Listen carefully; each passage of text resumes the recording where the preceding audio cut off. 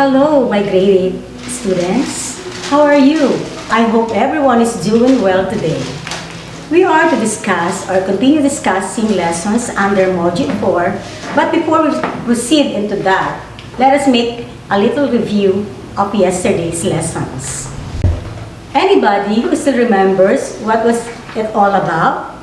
Okay, that is about the difference between facts and opinion, right? Good. So you learned yesterday that a fact is a statement that can be proven as true or false based on statistics, data, and observation. Just like in this example. According to the results of the test, he is negative of COVID-19.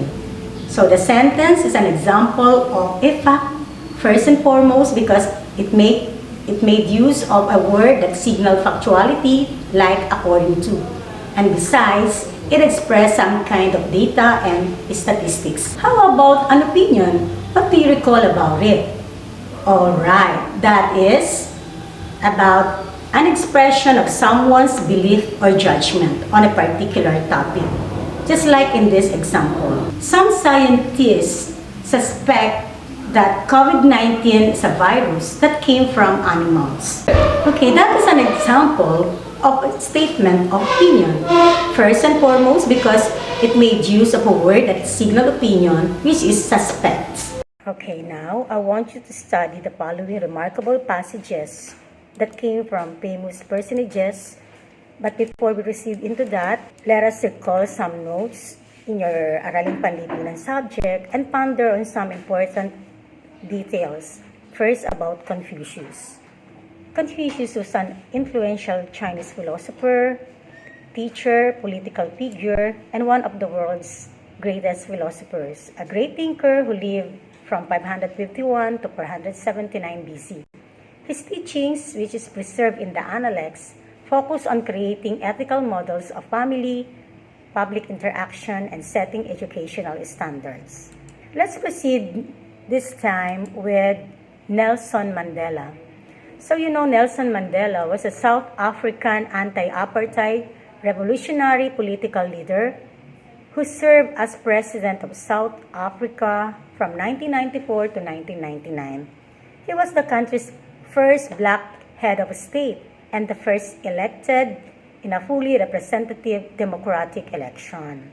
His government focused on dismantling the legacy of apartheid by tackling institutionalized racism and fostering racial reconciliation. Okay, now, going back to his remarkable passage, which reads, "Respect yourself and others will respect you." So I want you to look for opinion that seems contrasting or different with a given passage. I provided you with choices to look for opinion which seems contrasting or different with a given passage. So you may use your activity sheet to write down your answer letter only. So for letter A, self-respect is not important. B, you can change how people treat you with respect. C, for other people to respect you, learn to respect yourself first. And letter D, don't demand respect if you do not have self-respect. Now, looking for opinion that is contrasting, what do you think is our answer? Alright, your answer should be letter A. Self-respect is not important.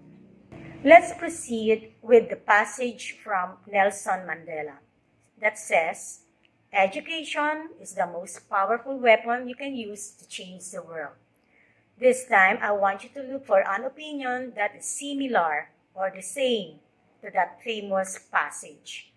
You also have your choices for your answer. So ready your pen, write the letter only.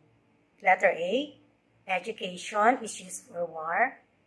B, good education is not important in life. C, to have a better world, educated people are not needed. And letter D, people with good education can make the world a better place. Okay, since I want you now to look for an opinion that is similar or the same to the famous passage, what do you think is an answer? We are looking for an opinion which is similar. Okay, correct. Your answer should be letter D. People with good education can make the world a better place. That is actually our lesson for today.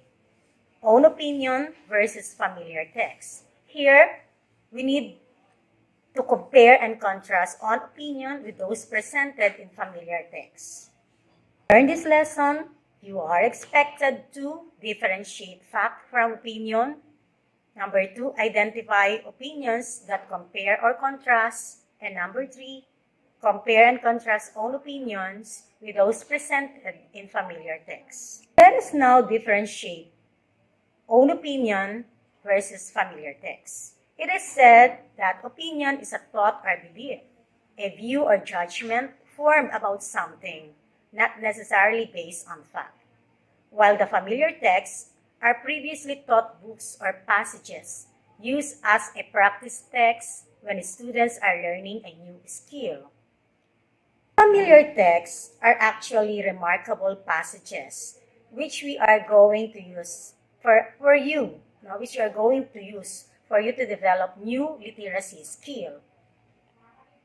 Okay, this will enhance your critical thinking through giving your own opinion in contrast or in comparison with that given familiar text. Remember that in comparing your own opinion, there is a presentation of similarities. Presentation of similarities to those presented in the familiar text. Getting back again, the passage from Nelson Mandela. The familiar text says, education is the most powerful weapon you can use to change the world. So, your own opinion must be, people with good education can make this world a better place.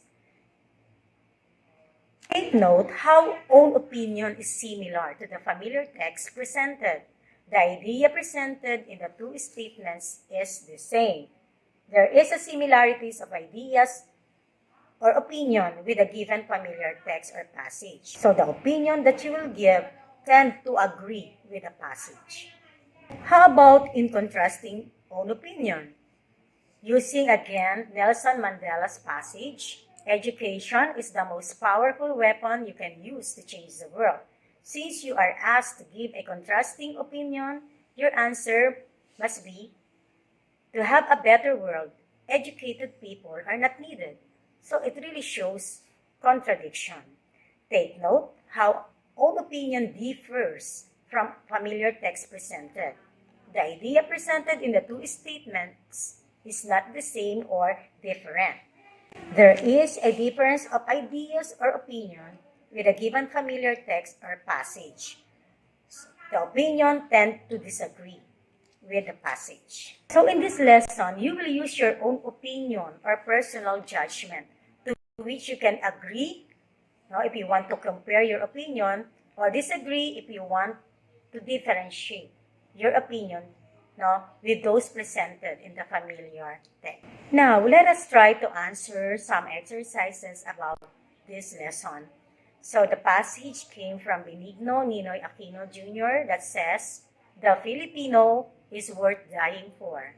These are the choices. A. Do not care about other Filipino. B. Filipino people do not deserve love. C. Filipinos are not significant citizens.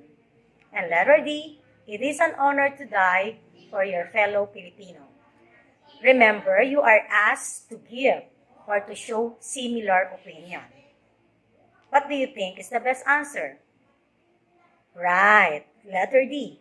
It is an honor to die for your fellow Filipino. Number 2, you are asked to show different opinion from the given familiar text. And this time from Walt Disney that says, the way to get started is to quit talking and begin doing. You are asked to give or show different opinion. And these are the choices. Letter A, talking is the best way to begin a task. Letter B, to begin a task, keep your mouth shut. Letter C, shut your mouth and make a move to start. And letter D, no task will be able to start unless you stop talking. Since you are asked to show different opinion, what do you think is the answer? So the answer is A. Talking is the best way to begin a task. Now, for generalization, I want you to answer these two questions. So you write your answer on your notebook. For number 1, what is the difference between own opinion and familiar text? Number 2, how do you express your own opinion in comparison and in contrast with a given familiar text? For your application, I want you to answer the assessment on page 20 of your module. So you are going to write your answer in your activity sheets. Now, for your additional activity, I want you to look for one remarkable quotation or passage from famous people and give your similar and different opinion to the given familiar text. Okay, that would be all. I hope you had fun learning today. Thank you very much and see you next time.